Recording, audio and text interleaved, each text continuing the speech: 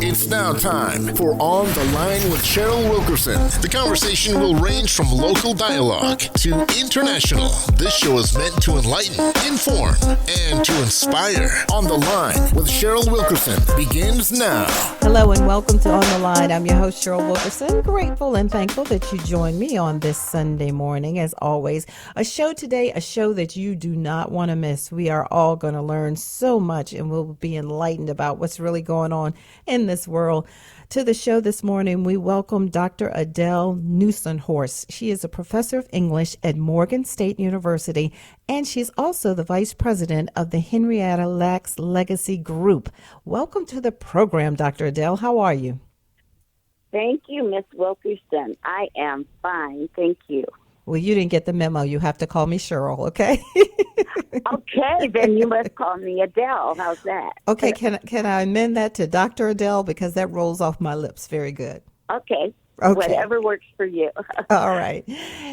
So we want to talk about Henrietta Lacks and just her whole life and legacy. Some people know about it. I remember getting a text from one of my brothers maybe 2 years ago, and at his place of employment, he said there was somebody there that was in the Lacks family. He's like, how come I never heard this story? So, Dr. Adele, can you tell us who was Henrietta Lacks? Okay, Henrietta Lacks was a young African-American mother of 5 who died of cervical cancer in 1951. Her cells were discovered to reproduce continuously outside her body. And these cells, the HeLa cells, H-E, Henrietta, first two, her first name, L-A, Lacks, the HeLa cells went on to change modern medicine. Now, the first thing illness attacked by the use of her cells, of course, was polio, which was quite crippling in the early through mid-20th century. So she's this African-American woman, mother of 5. She dies, and the lab assistant notices that her cells continue to grow and contacts Dr. George Guy, and the rest is pretty much history. What's amazing about her story was that the Johns Hopkins did not, for more than 25 years, make the family aware of the miracle that was her HeLa cells. And in fact, they would send doctors to test members of the family, and still they were not sure of what was going on. So she's significant in that I think that everybody today we owe, gratitude to the fact that these cells helped to do so much to improve modern medicine. Let me go back a few. Do we know, did she receive great care when she was fighting the cervical cancer? Do we know? I ask that because there's so many stories out there today, especially about Black women in healthcare, especially when it comes to them and having children, about how the healthcare is just not great. Do we know if Miss Henrietta got great healthcare or what? Oh, that's a great question. And this is what I can tell you. Her primary care physician was Dr. William C. Wade. He was a physician in Turner Station, where Mrs. Lacks lived at the time of her death. He referred her to the Johns Hopkins for treatment. And so there was a colored ward. What can I say about treatment there? I'm not really qualified. Okay. But you can put it in context. We're talking about 1951. And I know she had some radiation treatment and other treatments, but she finally died in October of 1951.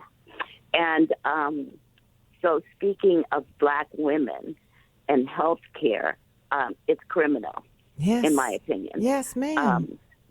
From Sims, Dr. Sims, whom they call the father of gynecology. Just horrible.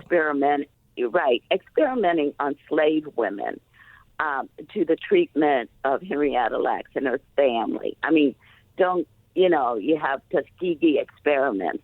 And people might say, why do you bring this stuff up?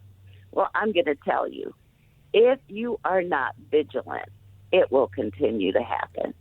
And you really need to know, the Hippocratic Oath, do no harm. But that in many instances, when it comes to Black people, it's something that does not apply. Yeah, because those doctors, many of them, they didn't even use any form of anesthesia when they Absolutely. were conducting these so-called experiments on these Black women. It's just, it's horrifying. And the other thing is they think that because we're Black women, that we take pain a lot better. And maybe that's to our advantage because many of us are not addicted to fentanyl or whatever opioid is out there. But, it's just it's an entire mythology surrounding the Black woman, which is very sad. Mm-hmm. And you would expect more from the medical institutions. But you have to campaign for yourself. I learned that. Absolutely. Mm-hmm. Anytime. Yeah, you have to advocate for yourself and go when your loved one goes to the hospital. Be there, advocate, ask questions, because that is your right. Anytime you and have a responsibility. You have Serena Williams talking about in childbirth when no one believed her and she had to fight for herself. I mean, that was Serena Williams. Exactly. So we know where we stand, and I think it's a good thing to know where you stand, because in that way, I think you can begin to deal with what the situation is. It's when we don't know what we're dealing with that we have problems. I think more problems. And so that cervical cancer, and she goes, and do you know how long she was treated before she actually passed away? Are we talking weeks, days, months? No, I think it began in January of 51, and she had all sorts of treatments. And then, she died in October. In October. Okay, I'm sure her family was like, what in the world is going on, Exactly. Now, her oldest son is still living. He was 16 when she was born. And I believe that Lawrence is now 86 years old. Does he remember this? Does he remember her actually going into the hospital and being sick? Well, he wrote a book. It's an audio book online. And it talked about his remembrances of his mom. Apparently he was a handful, but he has said, it was a painful period, and a lot of this stuff he just doesn't remember. But he does tell us how he stepped up and cared for his, brothers and sister following the death. Because you said there were four other. There were 5 total. Lawrence is the oldest. Deborah is the one who was responsible for contacting or working with Rebecca Skloot to bring that story to light. But beyond Rebecca Skloot, in about 1978, the BBC, British Broadcasting Company, did travel to Turner Station in search of someone who knew Henrietta Lacks. And they ended up with meeting Servant Courtney Speed, who is featured in Chapter 9 of of The Immortal Henrietta Lacks, the book. And also, Rolling Stone did an incredible article, and this predates the publication of Skloot's book. So there's information out there, but arguably, Skloot's book, with the support of Oprah, did more than anything else to bring her story to light. And let's talk about some of the contributions in death So because of these cells, these HeLa cells, it helped vaccinate young girls against cancer. I'm talking about the HPV virus I read and different strands of that. Yes, That if that was all, and that were the only thing, that right there would be miraculous. But right. But your protocols for HIV, her cells were sent to outer space to test the effect of zero gravity on humans. I mean, even COVID-19, the cells were used to develop vaccines. So it is it's a hard-working cell line, just like black women. It's doing its job. it's doing its job. It helped eradicate polio. It helped in the field of viruses, like you said, measles, the Right. mumps. I mean, so many things. It helped. It helps scientists and doctors understand how cells stay young. People are always looking for that, right? I, So yeah. her life and her cells will forever live, it seems. Anybody else in her family has died? Do they know if the cells keep reproducing? I don't think that there's another instance in her immediate family of cell immortality, the way we find with her cells, the HeLa cells.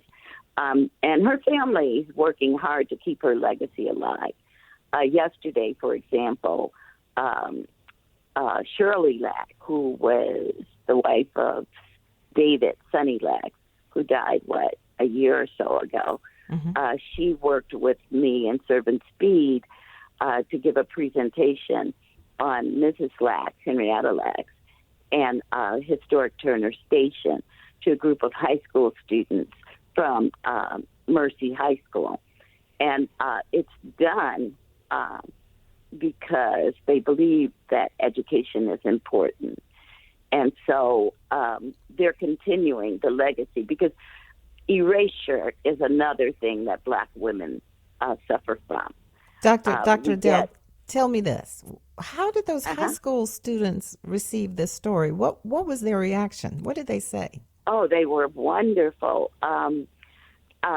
One of the first things I did was ask them if they read the book, and they had done some work. And so my question was, what's the lasting impression you got from the book? And the majority of them pointed to the injustice of using the cells, not making the family aware immediately, and of the billions of dollars that pharmaceutical companies have garnered from the use of the cells with no return to the family. So this is coming from high school students. Right. And Mercy High School is predominantly white. So I'm thinking in our experiences with students, black and white, what strikes them is the injustice of it all. Tell me this. I am speaking, if you just joined us, I am speaking with Dr. Adele Newsenhorst. She is a professor of English at Morgan State University, one of our illustrious HBCUs, and she's also the vice president of the Henrietta Lacks Legacy Group.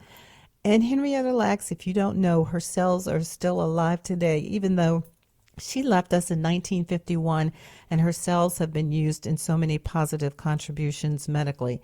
But tell me this, how did the story unfold that these hospitals and these doctors and these scientists were using these cells? How did that come to light? Well, that's a complicated question. First of all, there was some confusion as to who, from where the HeLa cells came. Many thought it was a Harriet Lane or Helen Lane. It goes on and on and on. Some say that, 1951, nobody wanted to be associated with a black woman and her cells, hence the confusion. Again, I can't say. I can only tell you what went on. but I think it was the Rolling Stone article that helped to bring to light that it was, in fact, Henrietta Lacks, a black woman from Turner Station, Maryland. And so that's part of it. The other part of it is accidentally, I think, a lab person 25 years later contacted the family and talked about the cells, which caused a great deal of confusion for the family and some heartbreak. And so, I am so sorry. That's fine. I'm working from. That's I'm fine, working Dr. from home. Adele. It's normal. My dogs are rescue dogs, and they're not very, gentle. Okay. I don't know what to say about them. Okay. But anyway, so yeah, it came to light that people were making all this money off the sales. Now, Johns Hopkins claimed they never profited. How could they say that? The sales. Well, they say that, I think, because they shared the cells for free. Do you understand? They would pass it on to other researchers. Mm-hmm. However, I don't believe that, Dr. Adele. I don't believe that. I believe even if they did that, I just don't believe they would just give these over to other researchers. Well, I can't speak to that, but I know there's collateral gain from having had those cells, and look at the number of grants received from the federal government and other agencies that over the years, Johns Hopkins has been able to amass. So, yeah. Yeah, I'm just hard pressed. Maybe I'm so cynical, but something you've been having such success with, I don't think you just said, "Oh, I'm just having success with this. Here's some. You have some too." But anyway, we'll never know. So where does it stand now? Does the medical field now gladly tell the story of Henrietta Lacks? And okay, so yeah, go ahead. I know where you're going with that. Let me see if I can break this into. I think more and more the accolades are coming. Mm-hmm. I think in 2011, Morgan State University was the first institution to honor Henrietta Lacks with a posthumous PhD in public health. Wow! And all the sons were there for at commencement for this. The Johns Hopkins is building a what do you want to call it? A building and naming it for her in East Baltimore. On Monday night, I'm invited to the Homeowners Association. There's a black group because where Johns Hopkins is located, and they want to know more about Henrietta Lacks. And Morehouse honors her through Dr. Patillo with a symposium each year. There have been plays written in England, The Family Tree. Mm-hmm. The National Women's Hall of Fame, due to our proposal, accepted her into the Hall of Fame in 2020. You have a high school in Vancouver, Washington, named for Henrietta Lacks. So, things are happening. What's not happening, and this is only my personal opinion, is that the family gets adequate compensation. I don't see that is happening. I know there's a lawsuit, don't know much about it, can't speak to it, but we will see what happens with that. Somehow or another, it seems to me those pharmaceutical companies need to acknowledge the great debt that they owe that family. So they want to say it, but they won't say it with money. That's interesting. That's way of saying it. Yeah. That's disgusting within itself. Let me ask you this. I know a couple of weeks ago I read a news article about the state of Virginia and heaping more acknowledgments and highlighting the contributions of Henrietta Lacks in October. Yes. Uh-huh. So the Commonwealth of Virginia, okay, so she was born in Roanoke. After her mother died, I think there were 10 kids, the father moved down to Clover, 110 miles south, and she was raised in Clover, Virginia. There was a lot of tobacco farming. It goes on and on and on.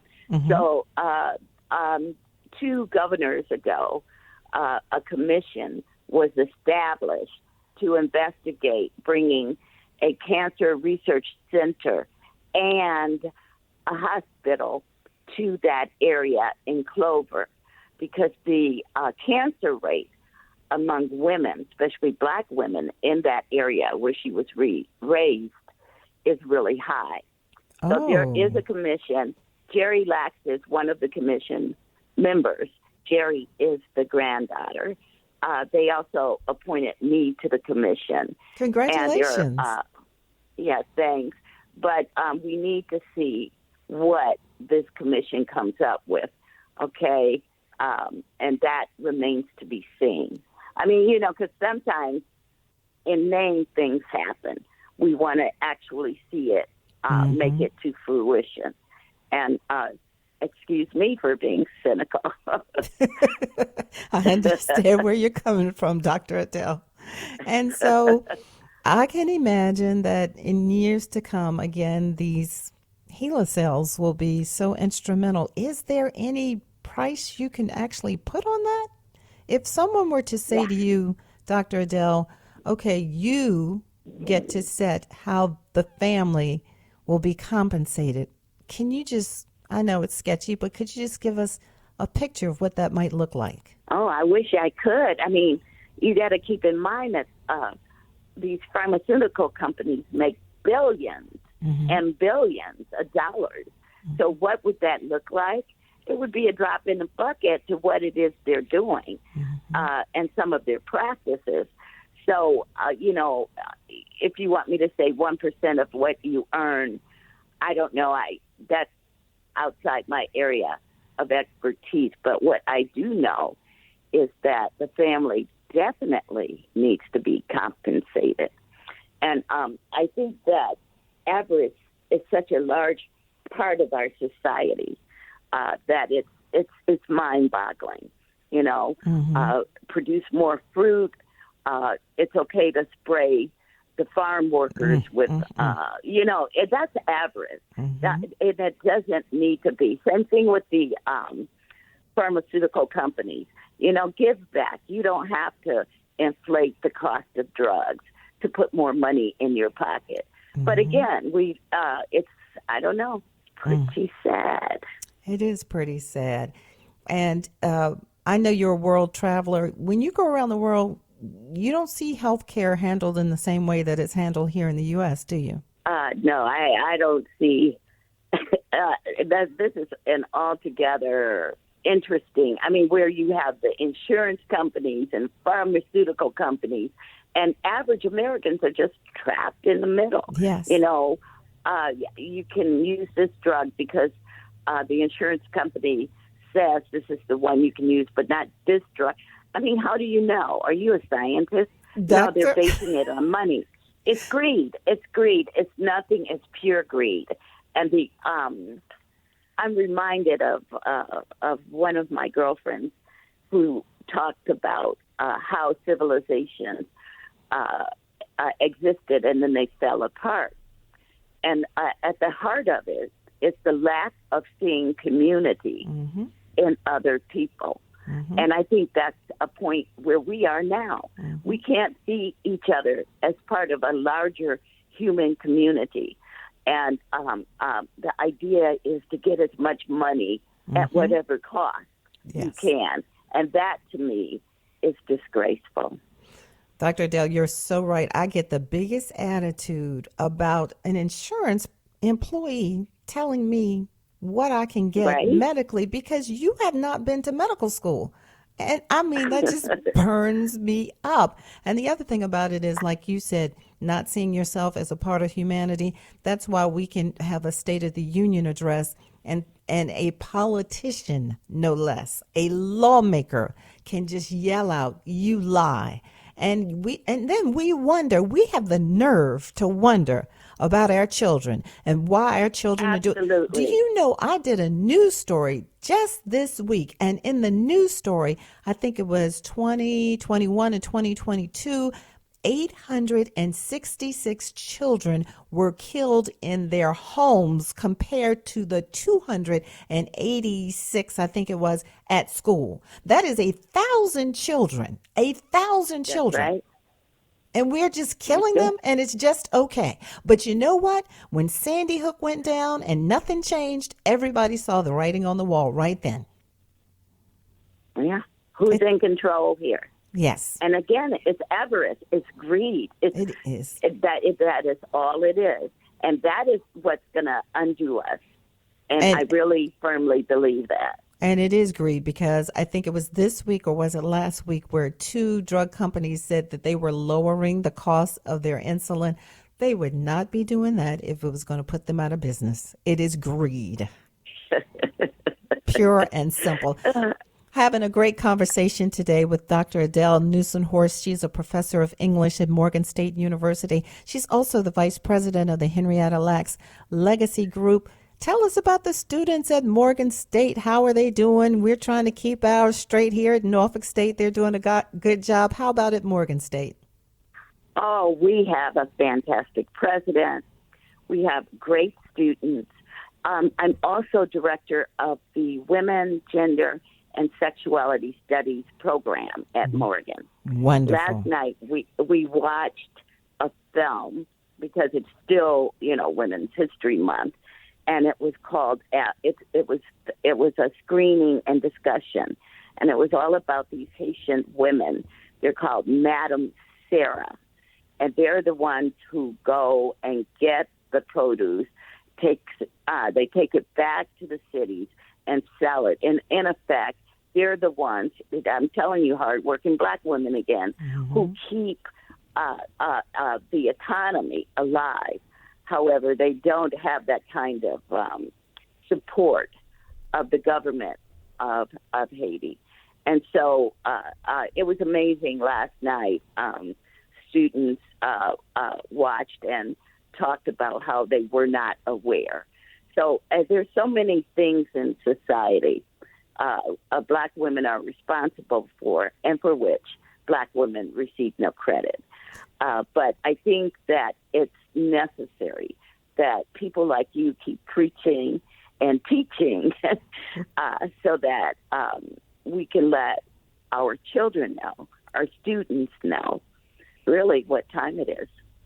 Dr. Adele, we are running out of time.